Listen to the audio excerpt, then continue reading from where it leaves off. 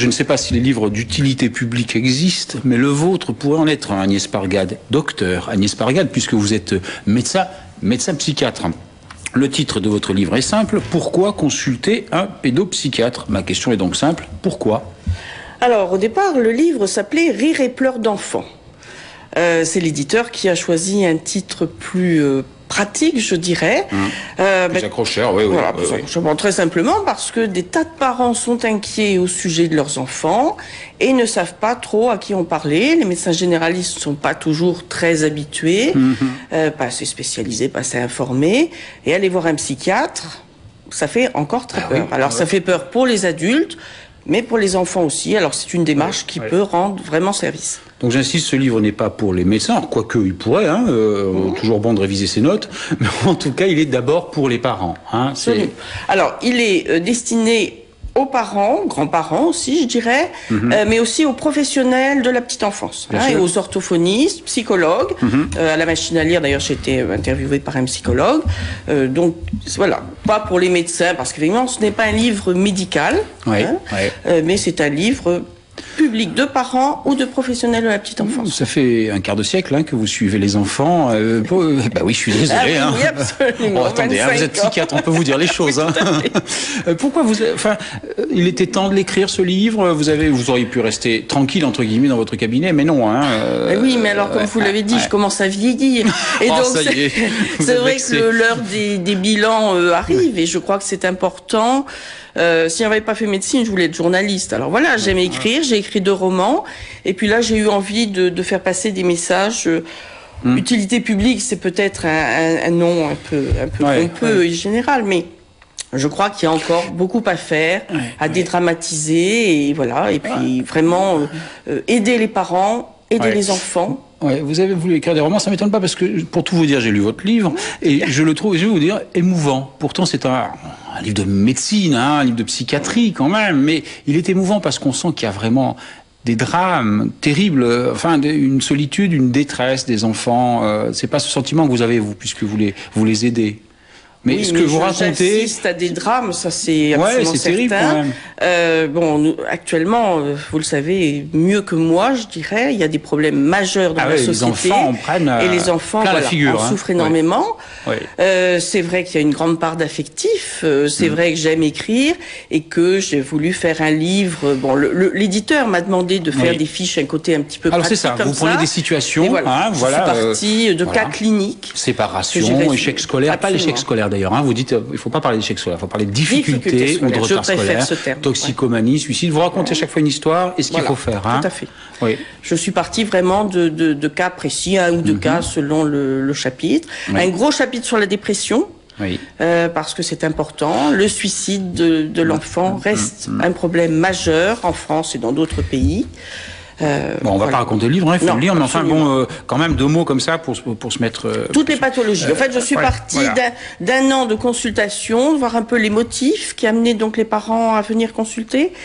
Avec l'éditeur, on a choisi d'éliminer le handicap qui fait l'objet d'autres ouvrages. Le handicap et les pathologies psychotiques aussi, l'autisme notamment. Je parle pas d'autisme, alors que bien sûr je vois des enfants autistes, mais il y a des ouvrages spécialisés. Là, c'était vraiment un ouvrage pour les parents qui s'inquiètent pour leurs petits. Et quelques guides pour comprendre quand est-ce qu'il faut justement consulter un pédopsychiatre, quand nos enfants sont quoi, sont fous, sont tristes, sont pas fous. Enfin, les psychiatres, c'est pour les fous, non? Non. Alors certainement pas quand ils sont fous. Je crois qu'il faut consulter avant. Je l'explique bien à chaque fois. Je crois qu'il faut déjà être vigilant. Il faut lui dire au petit, on va voir un psychiatre. Absolument, il faut lui dire. J'explique bien justement le cadre de la première consultation et qu'il faut expliquer à l'enfant quel genre de personne il va voir, expliquer que c'est pas l'orthophoniste, c'est pas l'avocat pour enfants qu'il a déjà vu. Ils comprennent les enfants ça, ils comprennent. Bien sûr si on leur explique bien, Si on leur explique bien, ils comprennent. Et puis voilà, il faut leur expliquer. Donc les premiers symptômes peuvent être décryptés assez facilement. Et puis après, on peut demander conseil à son généraliste. Et qu'est-ce qu'on peut espérer d'une visite chez le pédopsychiatre? Vous soignez, vous apprenez, vous prévenez, la première visite est fondamentale, comme pour l'adulte d'ailleurs. En plus, moi j'ai été expert près des tribunaux, donc j'ai pris l'habitude, lorsque quelqu'un rentre, je commence à avoir une grille comme ça d'examen de la tête aux pieds. Par exemple, la façon dont vous êtes habillé. Bien sûr. Oui, bon. Votre coupe de cheveux, votre ça vous va très bien ce bleu. C'est ça. Bon, on commence vraiment, et on commence même dans la salle d'attente. C'est-à-dire, j'arrive dans la salle d'attente, je vois où est assise la maman, où est assis l'enfant, ce qu'ils sont en train de faire, est-ce qu'ils jouent ensemble, est-ce que la mère est en train de lire quelque chose, s'occupe absolument pas de l'enfant. Déjà dans la salle d'attente, on a déjà quelques éléments. Alors la première consultation va servir à retracer, un peu comme chez l'adulte, la biographie de l'enfant. Ouais, voilà l'histoire. Donc on part du carnet de santé, la grossesse, comment elle s'est passée, l'accouchement, les premiers repères du développement psychomoteur, qui a gardé l'enfant quand il était petit. Ensuite, on passe à la maternelle, la primaire, etc. Voilà, donc on fait déjà un état des lieux. Est-ce que les 4 grands-parents sont encore vivants? Est-ce qu'ils s'occupent de l'enfant? Et puis, partant de ce premier bilan, on va venir aux symptômes. Qu'est-ce qui inquiète les parents? Qu'est-ce qui se passe? Qu'est-ce qu'ils ont vu? Qu'est-ce qu'ils ont constaté? Est-ce qu'il y avait des antécédents dans la famille? Au niveau de l'anamnèse, est-ce qu'il s'est passé quelque chose? Un divorce, par exemple? Le papa qui est au chômage? Le cancer de la grand-mère? On cherche vraiment une étiologie. Et puis partant de là, on explique aux parents et à l'enfant ce qui va se passer. Et donc on propose, en général, moi je propose un bilan sur 2-3 séances, où là je vais faire passer des tests, je vais faire des dessins, et on va continuer ce travail.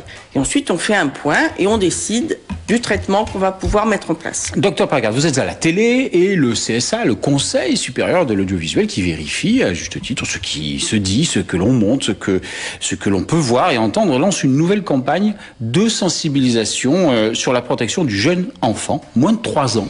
Est-ce que la télé, ça peut être dangereux pour les moins de 3 ans?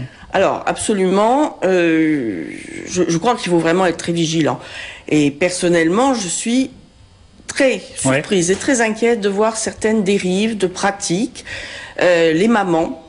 Alors, je m'inquiète notamment pour les mamans seules, souvent des mamans démunies qui n'ont pas beaucoup d'argent, qui vivent dans des conditions de vie vraiment difficiles.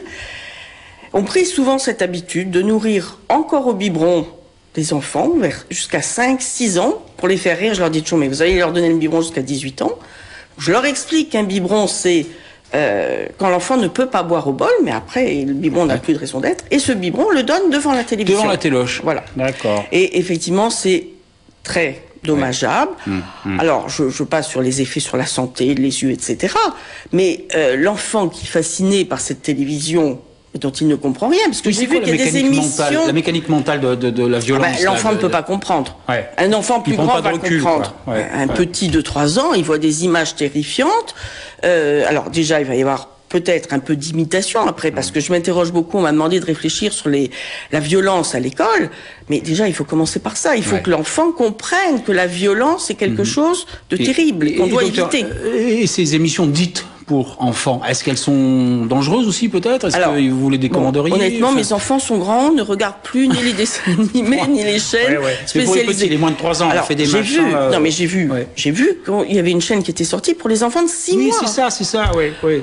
Non, à 6 mois, un enfant a besoin de quoi? Il a besoin de peluche, il a besoin d'explorer son corps, le berceau, les sons, les odeurs, les couleurs, mais certainement pas sous la forme de la télévision. Donc je crois que la télévision chez les petits, on doit réserver ça quand il pleut, quand effectivement maman ne peut pas vraiment avoir l'enfant dans les jambes pour qu'elle fasse quelque chose dans la cuisine ou voilà. Et en tout cas, on reste à côté d'eux. On reste à côté d'eux. Oui, on reste à côté d'eux. Et puis des émissions intéressantes. C'est-à-dire effectivement documentaires sur les animaux ou des dessins animés. Il y a des dessins animés qui sont effectivement qui ont un rôle important. En plus, on sait quand même que par exemple les contes ont un rôle très important. Bettelheim nous l'a largement confirmé. La maman ou le papa ou la maman et le papa à tour de rôle doivent raconter une histoire chaque soir. C'est le rituel du coucher. Tout ça, c'est important. Le joli dessin animé qui part d'un conte est important et utile. Mais chante pluie, etc., quand il n'y a rien d'autre à faire. Message reçu. Pourquoi consulter un pédopsychiatre par le docteur Agnès Pargard aux éditions Debuck. Un livre que je vous recommande à tous. Merci, docteur.